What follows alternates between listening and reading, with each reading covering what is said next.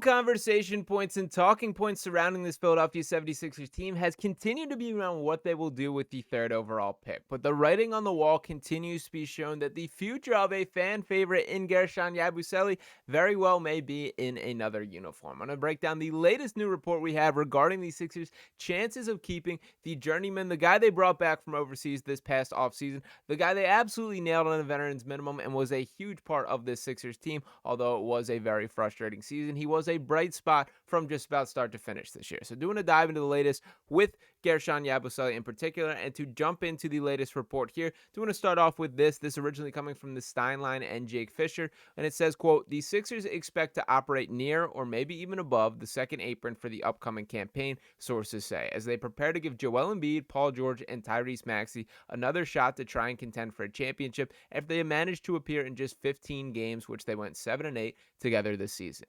With the trio of Sixers veterans, Kelly Oubre Jr., Andre Drummond, and Eric Gordon, all expected to soon activate the player options in their respective contracts for next season, it looks as though it will be increasingly challenging for Philadelphia to re-sign beloved big man Guerschon Yabusele. The former first-round pick is from France, who played last season on a minimum deal, is projected to have a strong market in free agency. And the most telling part of this quote, I think we kind of all knew the financial outlook and how the Sixers are not exactly pumping out cash or have a ton to give out this offseason. We sort of knew that outlook, but the most telling part of this quote to me, or this report to me, is that final line that says who played last season on a minimum deal is projected to have a strong market in free agency. That is the part that I think is noteworthy today. Because if a team walks in there and it is straight open bidding, the Sixers are not going to win this deal. The only way in which Guerschon Yabusele returns to Philadelphia, if it is on the hometown discount conversation, and I don't think based on how his career has gone, the trajectory to this point, that he's really in the business of doing this. That it makes complete sense for Guerschon Yabusele from his perspective for this to be his max out, him make his significant amount of money, and this being like the major payday of his entire NBA career. This is not a guy who's waiting and searching for the best opportunity. He's been waiting overseas for several years to this point. He finally got an opportunity to show what he can do in Philadelphia and deserves to maximize on that. Now, with that being said, Yabusele himself, if all things were equal, I do think wants to be back here in Philadelphia. For starters, we still have pictures of him working out in Sixers uniform as of this week, or in Sixers gear as of this week. We've also gotten some interesting social media reports here. Yabusele himself, when there was this report launched saying he's likely on the move from the Sixers, he commented with a question mark there. And he's also done things like this. Shout out to my guy Philly Sixers Galaxy, who tweets out in Guerschon Yabusele's initial Instagram post saying, "NBA comeback season, thank you for the love and support."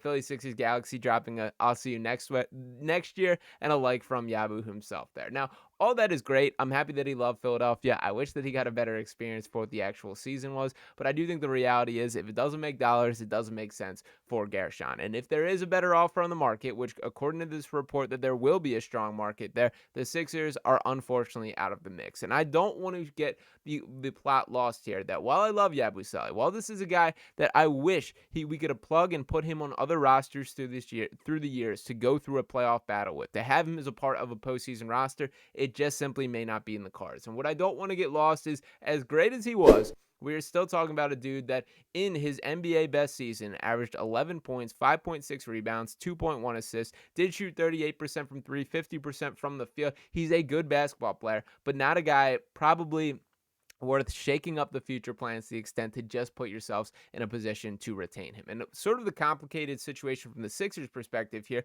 there was a lot of talk midseason, are they going to trade Guerschon Yabusele? Is this a guy that a buyer at the deadline, a team looking to make that postseason push, could make that type of deal? I sort of felt at the time that the outlook from the Sixers perspective was if they thought they had a real chance at keeping him this summer, that they would not have traded him. And obviously they did not do that. He played the season here. If they did believe that it was going to be fully out of range the full time, that I think they would have done a deal and made a trade at that point in the game. Now, what is unfair to criticize from the Sixers perspective here is what they weren't in control of is where that draft pick exactly landed. We knew the stipulations as far as being top six protected. There is a world where the Sixers would have lost out on that draft pick entirely and the cap hit that is directly assigned to that specific pick, with it being the third pick and obviously the third largest cap hit out of this rookie class. We're talking about $11 million, which is cut in there. If they had lost this pick altogether, which we'd be in a significantly worse spot as a franchise moving forward, there's a cleaner path to keeping Guerschon Yabusele. But that is not the way that the universe did work out, and ultimately the Sixers are stuck making some difficult conversations here. Now, a couple other things that I did want to hit on here. For starters, so we know a little bit about Yabusele as a whole, and another quote I just wanted to pull up here that it said, quote, "For sure we will talk this offseason," when asked about his future with the Sixers. But the Sixers in particular, while they have the third pick, that does not guarantee that they make this selection here. And we got another report today, this originating from Keith Pompey of the Philadelphia Inquirer, that tweets out, "The Sixers are interested in trading back from the number 3 if they're in the right deal. And that if the Philadelphia 76ers don't select Ace Bailey, they could move back to a little bit in the range and acquire some more assets." The Ace Bailey conversation is maddening to me, and I've been on here, been quite loud, and that I think it is just over. I am an Ace Bailey guy that if all things equal, if this guy had gone about a normal draft process, that still would have been my selection with the 3rd overall pick. But there's just too many red flags to straight up overlook at this point, and it is very clear. It has been made explicitly clear from the Ace Bailey camp that he does not want to come to Philadelphia. With that all on the table here, I think you kind of got to just understand, acknowledge that, and continue moving to this point. That it was not meant to be for Ace Bailey to have a successful NBA career in Philadelphia. And even if they were to overlook all the noise, all the buzz,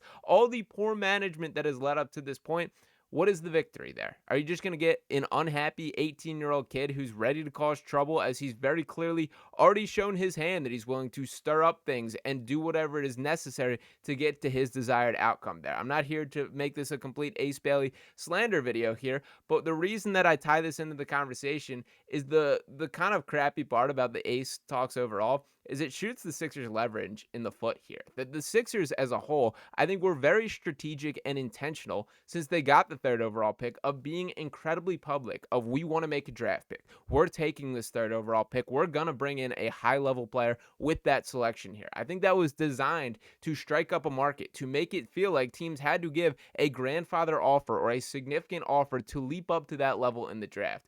With Ace Bailey showing his hand himself here, it takes away a little bit about that from the Sixers' perspective.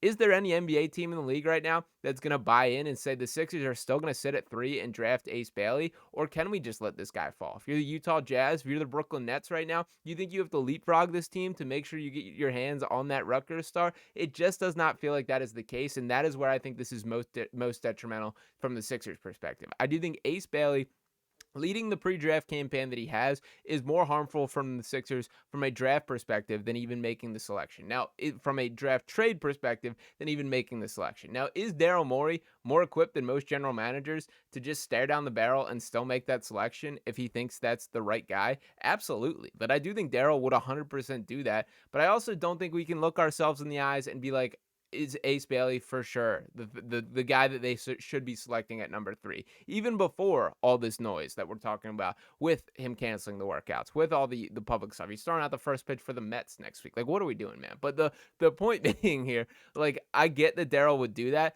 I think there were red flags just purely based on the tape, and we've talked about a lot of this, the shot selection, the lack of playmaking, the Rutgers team being as bad as it was. There's legitimate concerns there. The fact that he would not even answer this, I think that the writing is on the wall and the Sixers' decision is made clear. But this does shoot them in the foot in a variety of ways here, and Guerschon Yabusele unfortunately looking to be a bit of a casualty. That has far more to do with the salary cap perspective than anything, but if there is truly a strong market for Guerschon Yabusele, as this Jake Fisher and Mark Stein report indicates, I don't see anywhere on which the Sixers are going to be able to get to that table and make some sort of comparable offer. The only way that it really does get done is if Yabusele loves Philadelphia that much and there are not these super beneficial offers on the table. It's going to take the rest of the league sort of not viewing Guerschon Yabusele in highlight for the Sixers to even have a chance to really make their true pitch there. I don't ultimately think that is going to be the case, and it is sad that the Guerschon Yabusele story in Philadelphia does seem destined to end after one season. But there are hard decisions to be made within an organization,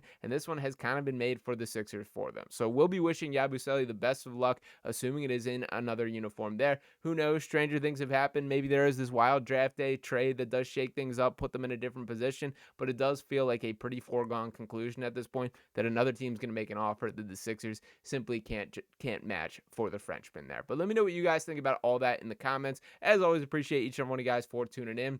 Make sure you're dropping a like on this video here, dropping your thoughts below, and subscribing to the channel if you have not just yet. We got plenty more to get into. Draft day is right around the corner, and we got some exciting stuff brewing right here on Sixers Digest. So make sure you tap to the channel moving forward, and I'll be back. Talk with you next time. Peace.